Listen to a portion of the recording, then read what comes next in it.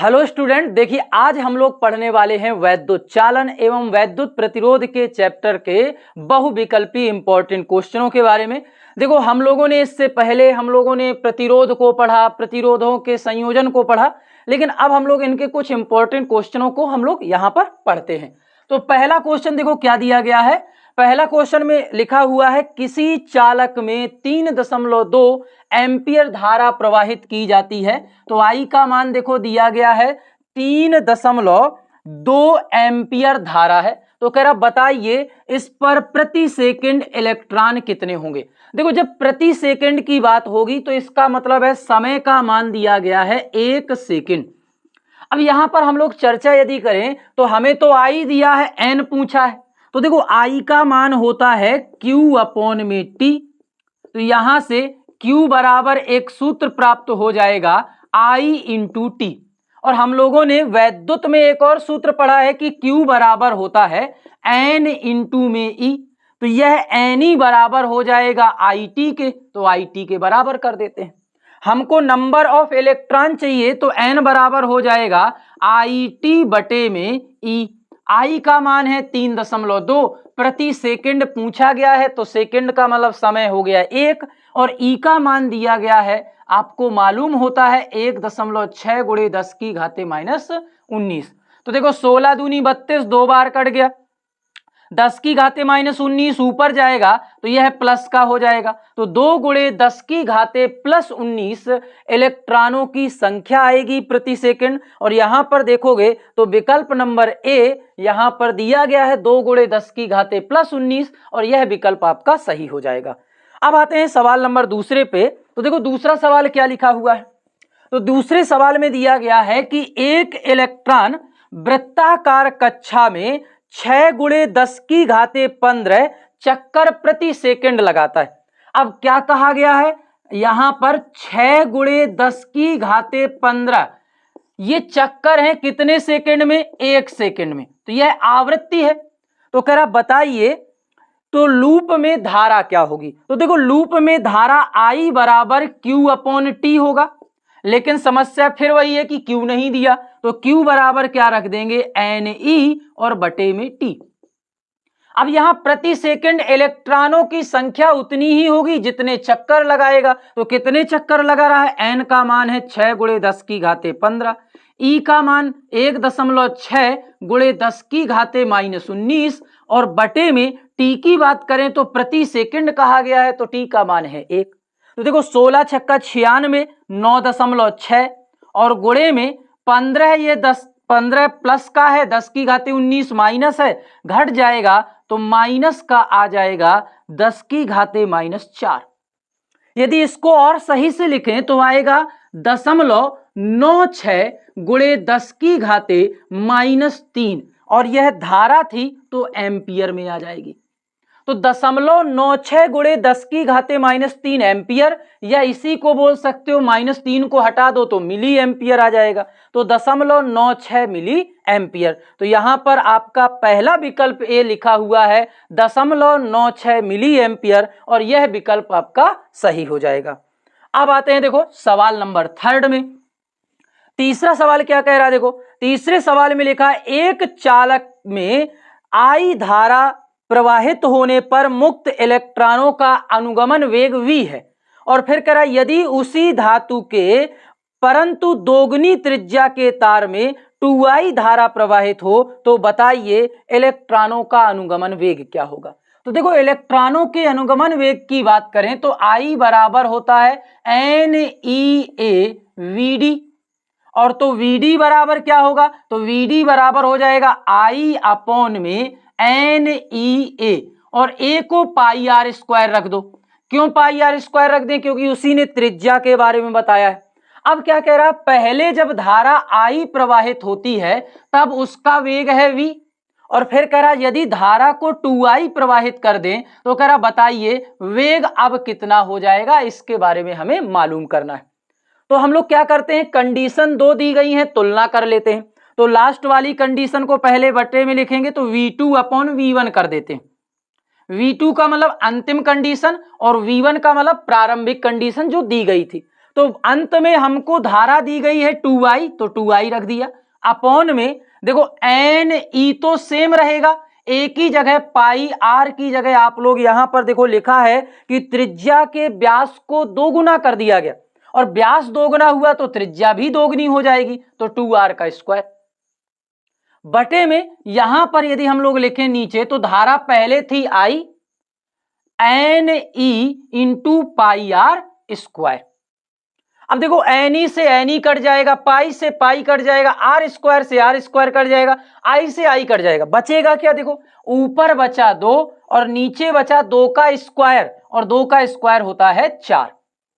तो यहां पर आया क्या? देखो V2 upon V1, V2 upon V1 बराबर प्राप्त हुआ 1/2। अब हमें V2 बाद का वेग ज्ञात करना है। V1 दिया है, उसने कहा है कि पहले वेग था V, तो V बराबर 1/2, और इस V को दूसरी तरफ ले जाओगे तो V2 बराबर प्राप्त होगा V अपॉन में 2, यानी कि जो प्रारंभिक वेग है उस वेग का आधा हो जाएगा अपवाह वेग। और यहां पर आप देखोगे तो यहां पर आप देखोगे तो तीसरे नंबर में विकल्प नंबर बी दिया गया है V/2, तो यह विकल्प नंबर तीसरे का बी सही हो जाएगा। अब आते हैं सवाल नंबर चौथे पर। देखो सवाल नंबर चौथा क्या कह रहा है? चौथे सवाल में लिखा है कि L मीटर लंबाई व R मीटर त्रिज्या के तांबे के तार के सिरों के बीच विभवांतर V लगाया जाता है। तो कह रहा बताइए यदि प्रारंभ में अपवाह वेग Vd हो तो व्यास दोगुना करने पर अपवाह वेग क्या होगा। अब यह समझना है कि इस बार V दिया गया है, विभवांतर, लंबाई दी गई है L, तो जब विभवांतर के रूप में Vd का मान निकालना है तो हम लोगों ने सूत्र पढ़ा हुआ F बराबर होता है ma, तो A बराबर आता था F अपॉन M, और F बराबर होता है Q इंटू E, तो E इंटू में E अपॉन M आया था। ये त्वरण था, और वेग को हम लोगों ने त्वरण गुणे समय में सिद्ध किया था, यानी कि यहां पर Vd का जो सूत्र प्राप्त हुआ था E कैपिटल E अपॉन में M इंटू में टो आया था। यह आपको क्या प्राप्त हुआ? अपवाह वेग का सूत्र किस रूप में? E capital E upon M into टो। यह कैपिटल E क्या है? वैद्युत क्षेत्र की तीव्रता। अगर आप इसको विभव में बदलना चाहते हो तो इसको हम V अपॉन L लिख सकते हैं, तो V अपॉन L इंटू में M इंटू में टो। अब देखो यहां पर कहा गया है कि व्यास को दोगुना किया गया है। अब व्यास को दोगुना किया गया है, लेकिन यहां पर तो कहीं व्यास की चर्चा ही नहीं है। इसका मतलब है आप व्यास को दोगुना करिए या 3 गुना करिए, यदि विभवांतर में कोई परिवर्तन नहीं किया गया है तो उसका जो अपवाह वेग है वो समान ही रहेगा। तो अर्थात यहां पर जो Vd पहले था वो बाद में भी सेम रहेगा, तो चौथे का विकल्प नंबर बी सही हो जाएगा। अब आते हैं सवाल नंबर 5वें में। देखो सवाल नंबर 5वां कह रहा है कि यदि इलेक्ट्रॉन का अपवाह वेग Vd और वैद्युत क्षेत्र की तीव्रता E हो तो निम्नलिखित में से कौन सा संबंध ओम के नियम का पालन करता है। तो देखो यहां पर हम लोगों के पास में सूत्र पहले से लिखा हुआ है, Vd बराबर E into capital E upon M होता है। E अपॉन M नियत मान है, इसका मतलब है Vd अनुक्रमानुपाती होगा कैपिटल E के। अपवाह वेग वैद्युत क्षेत्र की तीव्रता के अनुक्रमानुपाती होगा, और यहां पर आप देखोगे तो विकल्प नंबर बी यहां पर दिया गया है, तो यह विकल्प नंबर बी सही हो जाएगा।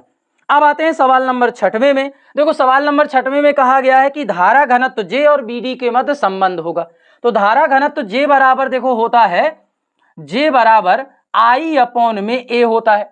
I का मान होता है NeAVd, और अपॉन में A लिख देंगे तो A से कैंसिल हो जाएगा, तो यहां पर प्राप्त हो जाएगा NeVd। यह किसका मान हुआ? धारा घनत्व का मान। तो यहां पर धारा घनत्व का मान J बराबर NeVd प्राप्त होगा। यहां पर विकल्प नंबर ए में दिया गया है NeVd, तो यह विकल्प यहां पर सही हो जाएगा। अब आते हैं 7वें सवाल में। देखो 7वां सवाल क्या कहा गया है? 7वां सवाल कह रहा है कि प्रतिरोध की विमा है।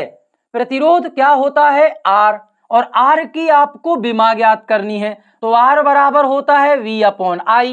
I तो मूल राशि है इसलिए A होगी, लेकिन V की विमा क्या होगी? नहीं मालूम तो W अपॉन में क्या कर दीजिए, Q कर दीजिए, क्योंकि V बराबर होता है W अपॉन में Q। W है कार्य, कार्य की विमा होती है ml स्क्वायर t की घाते -2। Q है आवेश, आवेश की विमा AT, इनटू में I की विमा होती है A। ठीक है, इनको अगर हम गुणा करके ऊपर ले जाएं तो देखो क्या प्राप्त होगा, ml स्क्वायर टी की घाते एक और ऊपर जाएगी तो टी की घाते -3 हो जाएगा, ए और ए स्क्वायर हो गया और ए स्क्वायर ऊपर जाकर माइनस की घात बना लेगा, तो यहां पर आ गया ए की घाते -2। और यहां विकल्प में देखो दिया गया है ml स्क्वायर टी की घाते -3 और ए की घाते -2। यह विकल्प नंबर आपको सी में लिखा हुआ है, तो विकल्प नंबर यहां पर सी सही हो जाएगा। सी नंबर विकल्प में दिया गया है ml स्क्वायर टी की घाते -3 ए की घाते -2। अब आते हैं सवाल नंबर 8वें में। देखो सवाल नंबर 8वां क्या कह रहा है, सवाल नंबर 8वें में कहा है कि तार का प्रतिरोध है 500 ओम, तो कह रहा बताइए चालकता क्या होगी। तो देखो चालकता जो होती है प्रतिरोध के व्युत्क्रम के बराबर होती है, तो व्युत्क्रम का मतलब होता है चालकता G बराबर होता है 1/r। R का मान है 500 तो 1/500 हो जाएगा। अब 500 को ऊपर ले जाएंगे तो यहां पर आ जाएगा 1/5 गुणे 10 की घाते -2, या 2 जीरो पर क्या कर दीजिए, दशमलव लगा दीजिए, 2 अंकों पर दशमलव लगा दिया। अगर इसको काटेंगे तो कितना आएगा, 0.002, 3 अंक बाद दशमलव हो जाएगा। और यह क्योंकि चालकता है तो ओम इनवर्स इसका मात्रक हो जाएगा। तो यहां पर विकल्प में देखेंगे तो 0.002 ओम इनवर्स विकल्प नंबर 1 पर दिया गया है, तो यह विकल्प यहां पर सही हो जाएगा। अब आते हैं सवाल नंबर 9वें पर। देखो सवाल नंबर 9वां अच्छा सवाल है। इस तरीके के सवाल यदि आप बेसिक से लगाने जाओगे तो विकल्प का सवाल हल ही नहीं कर पाओगे, इतना बड़ा सवाल हो जाता है। तो इनके लिए देखो ट्रिक क्या है, ट्रिक होती है कि आपको यह याद रखना है कि R1 या R2 अपॉन R1 बराबर होता है L2 अपॉन L1 के, और इनटू में A1 अपॉन A2 के, यह सूत्र होता है।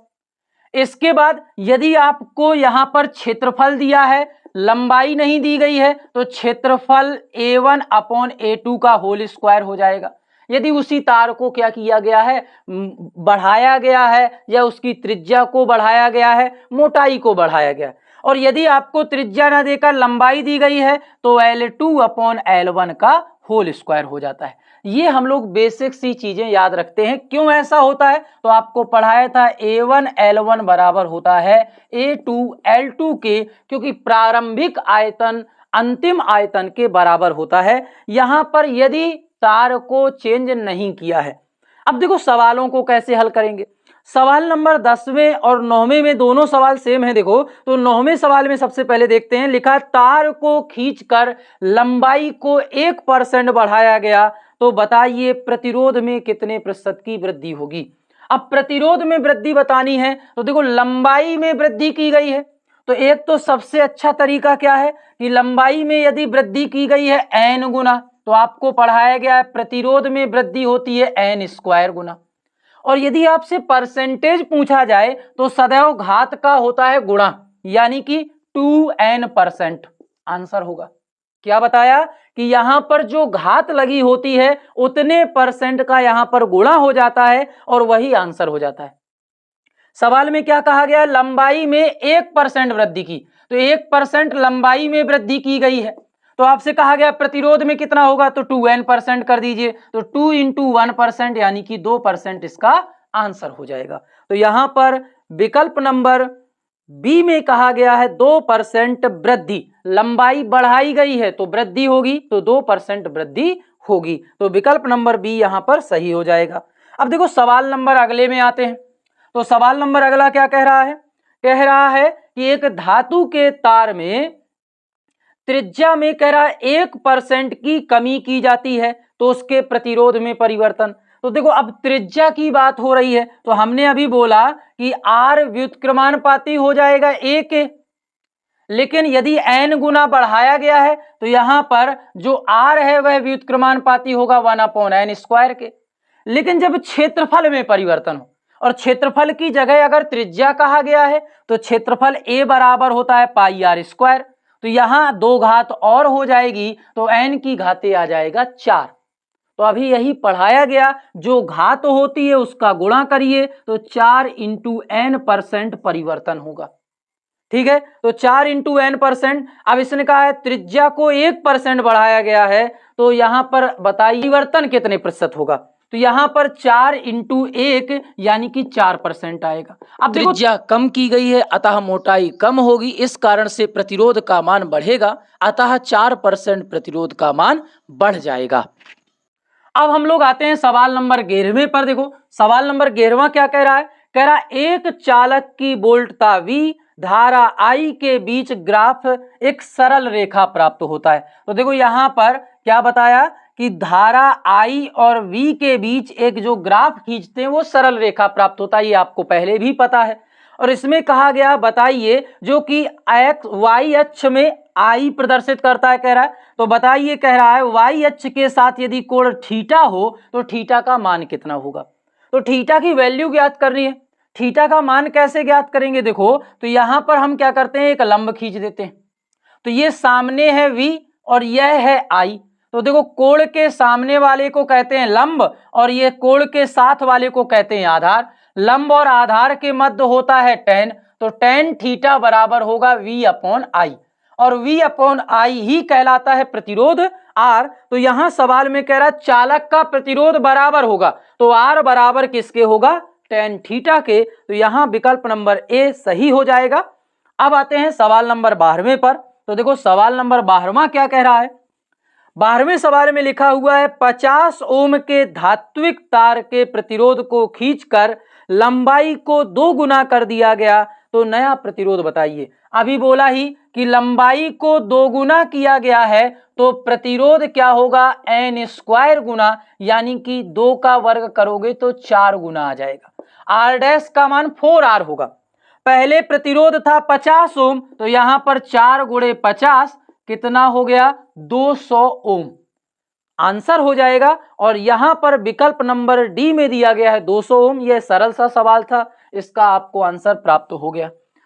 अब आते हैं सवाल नंबर 13वें पर। तो देखो 13वें सवाल में चित्र बना हुआ है और चित्र में देखो पहले प्रतिरोध R बना है, फिर यहां पर प्रतिरोध बना हुआ है R और फिर यहां पर प्रतिरोध बना हुआ है R और इसके बाद फिर से प्रतिरोध R बना हुआ है और इसको पृथ्वी से जोड़ दिया है।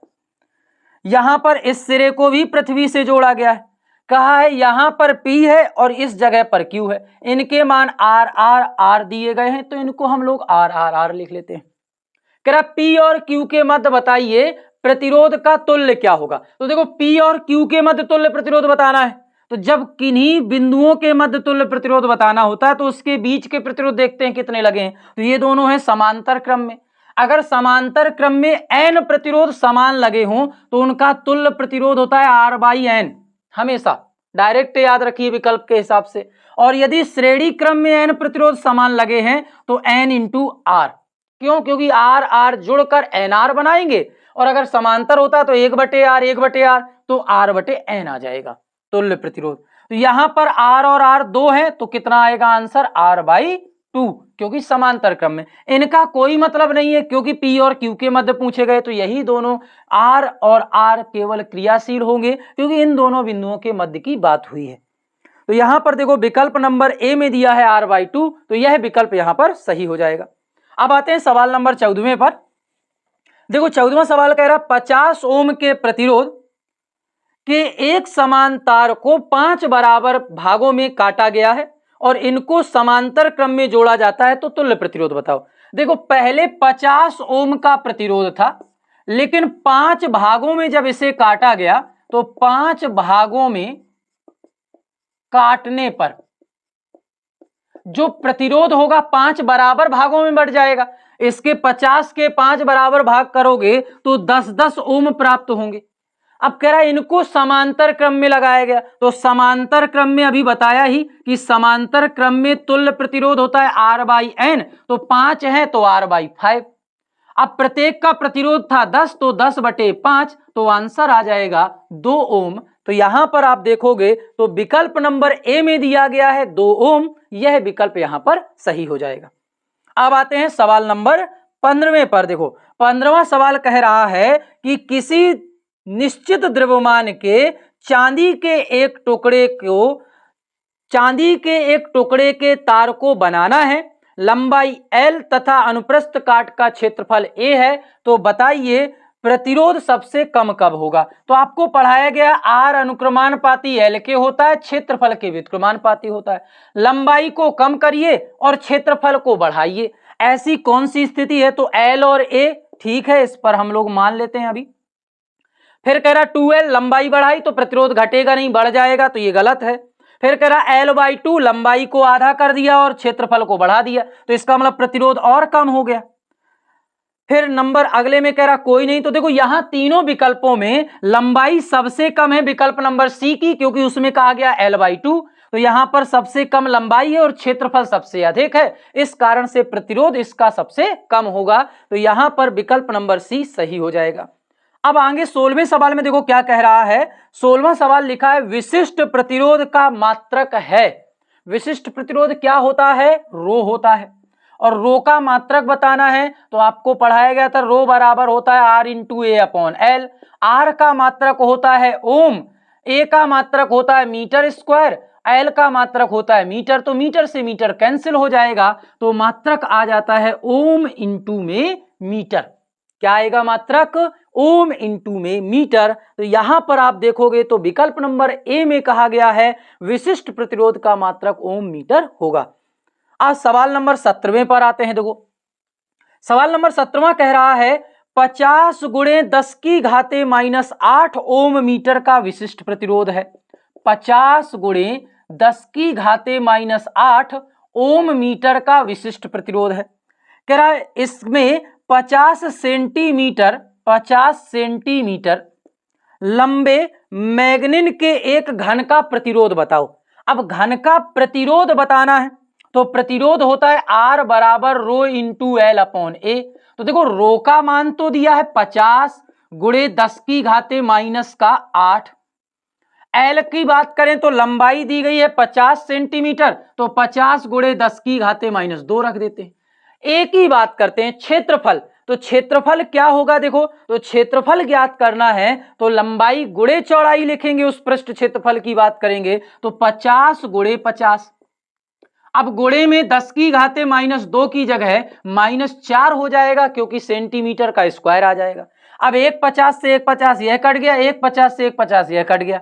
देखो 10⁻4 ऊपर आएगा प्लस का हो जाएगा, 8 और 2 10, और यहां पर 10 में से 4 जाएगा तो माइनस का 6 बचा रह जाएगा, तो 10⁻6 ओम यहां पर आंसर होगा, और यह विकल्प नंबर ए पर दिया गया है, तो यही आंसर यहां पर प्राप्त हो जाएगा। अब आते हैं सवाल नंबर 18वें पर। तो देखो सवाल नंबर 18वें पर कह रहा है कि विशिष्ट चालकता का मात्रक होगा। विशिष्ट चालकता होता है सिग्मा, और सिग्मा बराबर होता है 1/रो। रो का मात्रक होता है ओम मीटर, तो इसको हम लिख सकते हैं ओम इंटू मीटर। इसको जब ऊपर ले जाएंगे तो आ जाएगा ओम मीटर का इनवर्स। तो यहां पर विशिष्ट चालकता का मात्रक क्या होगा, ओम मीटर का इनवर्स, या इसी को बोलते हैं मोह MHO इंटू में मीटर इनवर्स। ठीक है, तो यहां पर विकल्प में देखोगे तो विकल्प नंबर सी में कहा गया है ओम इनवर्स मीटर इनवर्स, यही विकल्प सही हो जाएगा, क्योंकि इसको अलग अलग करके लिखेंगे तो यह हो जाएगा ओम इनवर्स और यह हो जाएगा मीटर इनवर्स। अब आते हैं सवाल नंबर 19वें में। देखो 19वां सवाल क्या कह रहा है।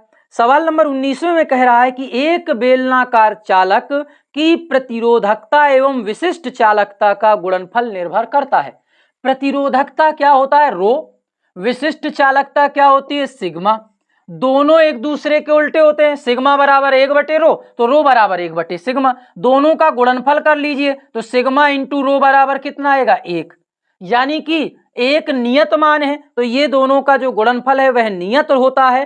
तो यहां पर आप विकल्प में देखोगे पहला तापक्रम पर निर्भर करता है, दूसरा पदार्थ पर निर्भर करता है, तीसरा अनुप्रस्थ क्षेत्रफल पर निर्भर करता है, तो यहां पर तो ऐसा कुछ है नहीं, ये नियत होता है तो किसी पर निर्भर तो करेगा नहीं, तो यहां पर विकल्प नंबर डी में कहा है इनमें से कोई नहीं, तो यही विकल्प यहां पर सही होगा, क्योंकि किसी पर निर्भर नहीं करेगा। इसका मान कितना आएगा, नियत आएगा। किसी की प्रतिरोध बढ़ेगा तो चालकता घटेगी, अगर चालकता बढ़ेगी तो प्रतिरोध घटेगा।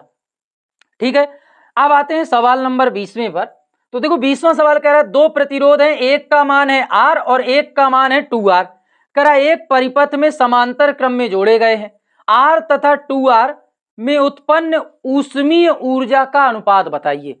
कह रहा समांतर क्रम में दो प्रतिरोध जुड़े हैं और दोनों प्रतिरोधों के मान क्या है, एक है R और एक है 2R। कह रहा ऊर्जा में ऊष्मीय ऊर्जा का अंतर बताना है R तथा 2R में, तो हम लोग R के लिए मान लेते हैं ऊष्मीय ऊर्जा है E1 और 2R के लिए मान लेते हैं E2। अब समांतर क्रम में वोल्टेज समान होता है, इसलिए पहले लिखते हैं V स्क्वायर, V1 ना लिखकर V स्क्वायर ही डायरेक्ट लिखते हैं अपॉन R1 और बटे में V स्क्वायर अपॉन R2। ये कैंसिल हो जाएगा V स्क्वायर से V स्क्वायर, तो आ जाएगा R2 अपॉन में R1। देखो बाद वाला जो प्रतिरोध दिया गया वह दिया गया है 2R, तो 2R रख देते हैं और बटे में पहले दिया था R, तो 2R से R कैंसिल होगा तो आएगा अनुपात 2:1। तो यहां पर आप देखोगे तो विकल्प नंबर बी में लिखा हुआ है 2:1, तो यह विकल्प यहां पर सही होगा। अब आते हैं सवाल नंबर 21वें पर। देखो सवाल नंबर 21वां क्या कह रहा है, कह रहा है 40 वाट और 60 वाट के दो बल्ब हैं जो कि 220 वोल्ट की लाइन से जोड़े गए हैं। कह रहा इनके प्रतिरोधों का अनुपात क्या होगा, प्रतिरोधों का अनुपात बताना है। तो देखो यहां पर समझिए P बराबर होता है V स्क्वायर अपॉन R, तो R बराबर क्या होगा V स्क्वायर अपॉन में P। प्रतिरोधों का अनुपात बताना है तो R1 बटे R2 करेंगे तो आएगा V स्क्वायर अपॉन P1 और बटे में V square upon P2। V से V कैंसिल हो जाएगा क्योंकि एक ही दोनों में विभवांतर है, समांतर क्रम है, तो P2 ऊपर पहुंच जाएगा, P1 नीचे आ जाएगा। कहा गया है P2 का मान है 60 वाट, अंतिम जो दिया गया है शक्ति का मान वह 60 वाट है। पहले P1 का मान है 40, यह दोनों कट जाएंगे तो आ जाएगा 6/4, या इसी को लिख सकते हैं 3/2 या बोल सकते हैं 3:2। तो यहां पर आप देखोगे विकल्प नंबर डी में दिया गया है 3:2, तो यहां पर यह विकल्प यहां पर सही होगा। तो अब हम लोग आते हैं देखो 22वें सवाल में। तो 22वें सवाल में कह रहा 60 वाट और 100 वाट के तंतु की लंबाइयां समान है, तो कह रहा बताइए क्षेत्रफल या मोटाई में क्या परिवर्तन होगा, उसमें दिया गया समान मोटाई हो और किसके तंतु की मोटाई अधिक होगी। तो यहां पर आपको समझना है कि P बराबर होता है V स्क्वायर अपॉन में R, तो R व्युत्क्रमानुपाती होता है P के, यानी कि जिसके लिए P का मान अधिक होगा उसके लिए R का मान कम होगा। तो यहां पर यदि हम ध्यान दें तो 60 वाट के लिए जो R है वो क्या होगा, अधिक होगा, क्योंकि 60 वाट कम है, P का मान कम दिया है तो R का मान अधिक होगा, और 100 वाट का मान अधिक है तो R का मान कम होगा।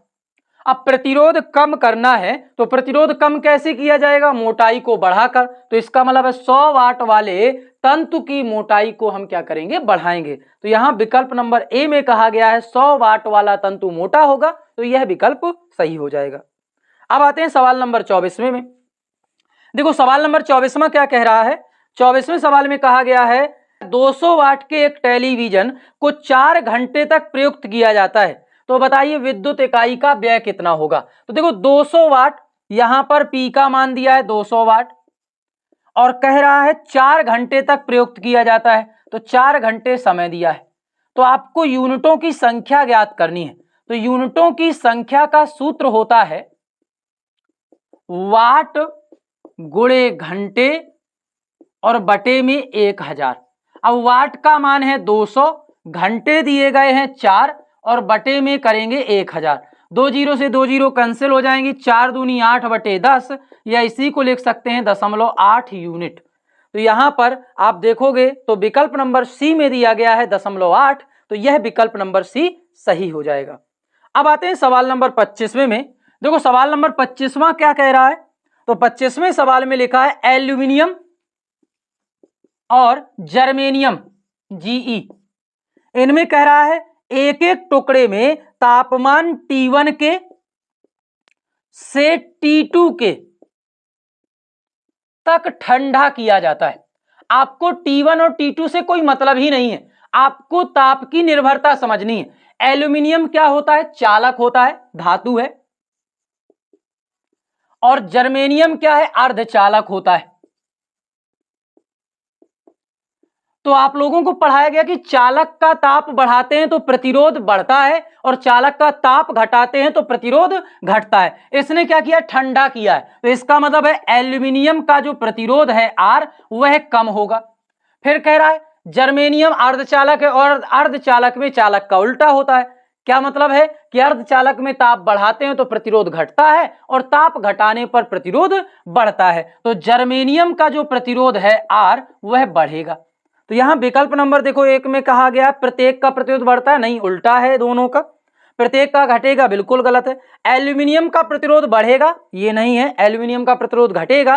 तो यहां पर विकल्प नंबर डी में कहा गया एल्यूमिनियम का प्रतिरोध घटेगा और जीई का प्रतिरोध बढ़ेगा। तो यहां पर विकल्प नंबर डी सही हो जाएगा। बाकी के बचे हुए सवाल हम लोग अगली क्लास में पढ़ते हैं। आपको यह क्लास समझ में आई होगी। पढ़ते रहिए, अपना ख्याल रखिए। धन्यवाद।